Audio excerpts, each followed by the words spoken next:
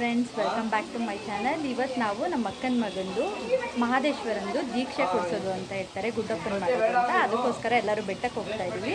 ಹಾಗೆ ನಾವು ಇವತ್ತು ಏನೆಲ್ಲ ಮಾಡಿದ್ವಿ, ಪೂಜೆ ಎಲ್ಲನೂ ನೀವು ಈ ಬ್ಲಾಗಲ್ಲಿ ನೋಡ್ತೀರಾ. ಬನ್ನಿ.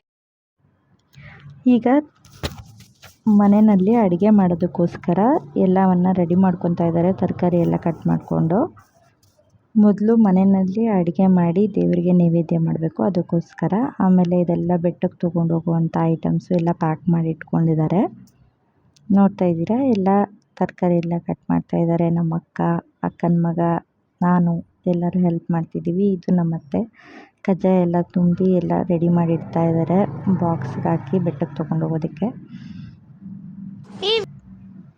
ಅಡುಗೆ ಎಲ್ಲ ರೆಡಿಯಾಗಿತ್ತು, ನೆಂಟರೆಲ್ಲ ಬಂದರು. ಹಾಗಾಗಿ ಪೂಜೆಯನ್ನು ಸ್ಟಾರ್ಟ್ ಮಾಡಿದ್ರು. ಪೂಜೆ ಸ್ಟಾರ್ಟ್ ಮಾಡಿ ದೇವ್ರ ಮುಂದೆ ನಾವೇನು ಅಡುಗೆ ಮಾಡಿದ್ದೀವಿ ಎಲ್ಲವನ್ನು ದೇವ್ರ ಮುಂದೆ ನೈವೇದ್ಯಕ್ಕಿಟ್ಟು ಪೂಜೆಯನ್ನು ಮಾಡ್ತಾಯಿದ್ದಾರೆ.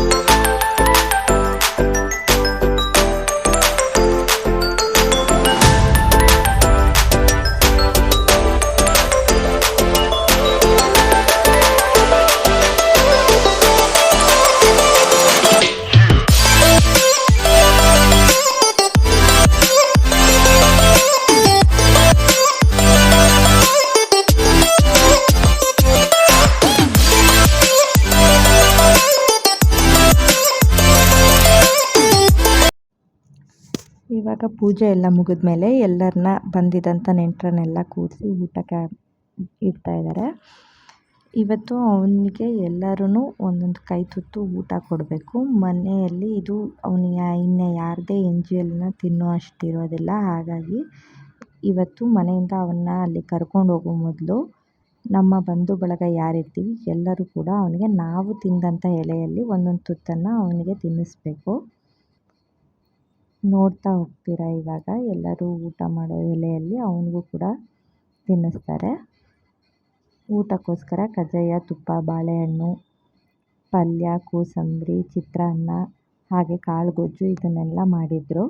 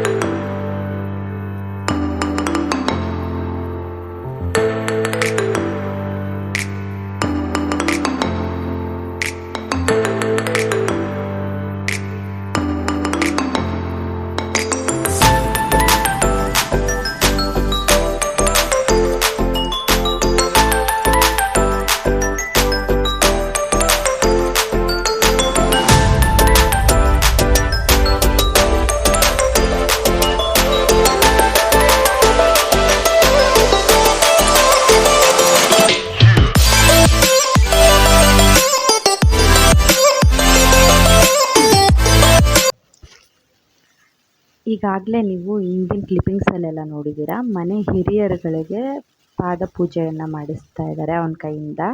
ಯಾವುದಕ್ಕೋಸ್ಕರ ಅಂದರೆ ಇನ್ನು ಮುಂದೆ ಅವನು ಗುಡ್ಡಪ್ಪ ಆದ ನಂತರ ಯಾರದೇ ಕಾಲನ್ನು ಮುಟ್ಟಿ ನಮಸ್ಕಾರ ಮಾಡ್ಕೊಳ್ಳೋ ಹಾಗಿರಲ್ಲ. ಹಾಗಾಗಿ ಎಲ್ಲರಿಗೂ ಇವತ್ತೇ ಕೊನೆಯದಾಗಿ ಕಾಲಿಗೆ ನಮಸ್ಕಾರವನ್ನು ಮಾಡಿಸಿ ಹಾಗೆ ಪಾದ ಪೂಜೆಯನ್ನು ಮಾಡಿಸ್ತಾ ಇದ್ದಾರೆ. ಈಗ ನೋಡಿದ್ದೀರಾ ಹಿಂದಿನ ಕ್ಲಿಪ್ಪಿಂಗ್ಸಲ್ಲಿ ನಮ್ಮ ದೊಡ್ಡಪ್ಪ ಅವ್ರಿಗೆ ಪೂಜೆ ಮಾಡಿದ್ರು. ನಂತರ ಇವರು ಇವನಿಗೆ ಅಜ್ಜಿ ತಾತ ಆಗಬೇಕು, ಹಾಗಾಗಿ ಇವರಿಗೂ ಕೂಡ ಪಾದ ಪೂಜೆಯನ್ನು ಮಾಡಿಸ್ತಿದ್ದಾರೆ. ಅದಾದಮೇಲೆ ಪ್ರತಿಯೊಬ್ಬರೂ ಹಾಗೆ ನಿಲ್ಲಿಸಿ ಎಲ್ಲರ ಕಾಲಿಗೂ ಗಂಧದ ಕಡ್ಡಿ ಕರ್ಪೂರದಿಂದ ಹಾಗೆ ಪೂಜೆಯನ್ನು ಮಾಡಿಸ್ತಿದ್ದಾರೆ. ಪ್ರತಿಯೊಬ್ಬರು ಮನೇಲಿ ಯಾರ್ಯಾರು ಇರ್ತಾರೆ ಎಲ್ಲರಿಗೂ ಹಾಗೆ ಮಾಡಿಸಿದ್ರು.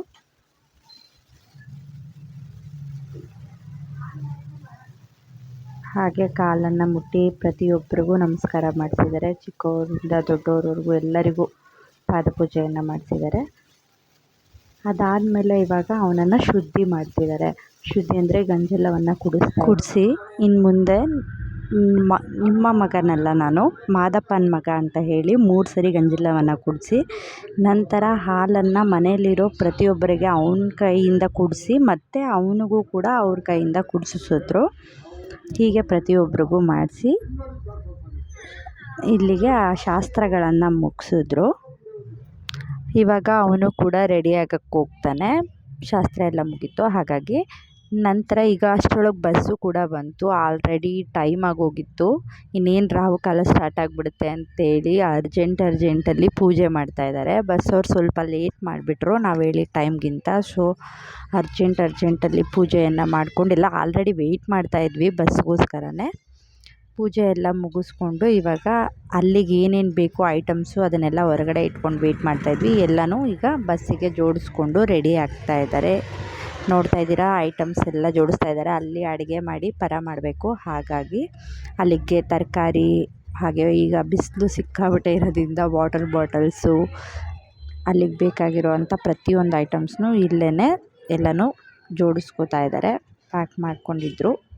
ಈಗ ಎಲ್ಲ ವಿಂಡೋಸ್ ಇಡಬೇಕಂತ ಬೇಗ ಬಸ್ ಹತ್ತುತ್ತಾ ಇದ್ದಾರೆ. ಈಗ ಎಲ್ಲರೂ ಕೂತಾಯಿತು.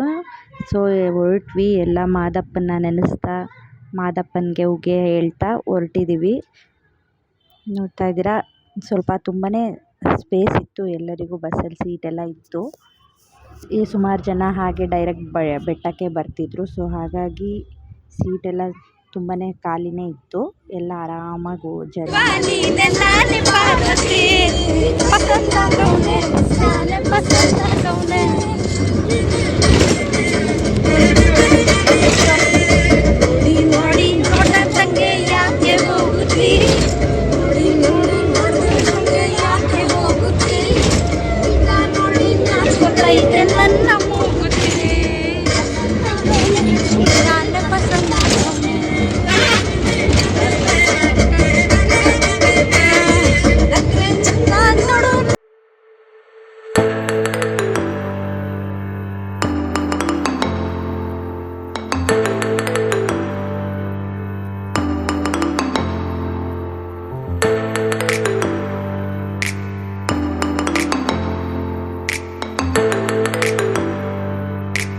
ಹೀಗೆ ಸ್ವಲ್ಪ ಎಂಜಾಯ್ ಮಾಡಿಕೊಂಡು ಹಾಗೆ ಸ್ವಲ್ಪ ನಿದ್ದೆ ಮಾಡಿಕೊಂಡು ನಮ್ಮ ಜರ್ನಿನ ಮುಂದುವರಿಸಿದ್ವಿ.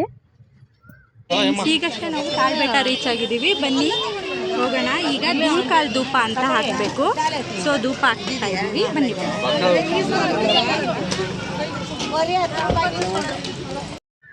ದೇವ್ರ ಹತ್ರ ಬೇಡಿಕೊಂಡು ಧೂಪವನ್ನು ಹಾಕಿ ಮಂಗಳಾರತಿಯನ್ನು ತಗೊಂಡು ವಿಭೂತಿ ಎಲ್ಲ ಇಡಿಸ್ಕೊಂಡು ನಾವು ಇಡ್ಗಾಯಿ ಹೊಡೆದು ಮತ್ತೆ ಹೊರಡ್ತೀವಿ. ಹಾಗೆ ಕರೋಸಲ್ಲೆಲ್ಲ ವಾಮಿಟ್ ಸೆನ್ಸೇಷನ್ ಎಲ್ರಿಗೂ ಅಂತೇಳಿ ದಂಶರಥ ಆಡಿಕೊಂಡು ಸ್ವಲ್ಪ ಎಂಜಾಯ್ಮೆಂಟ್ನ ಮಾಡ್ಕೊಂಡು ಹೋಗ್ತೀವಿ.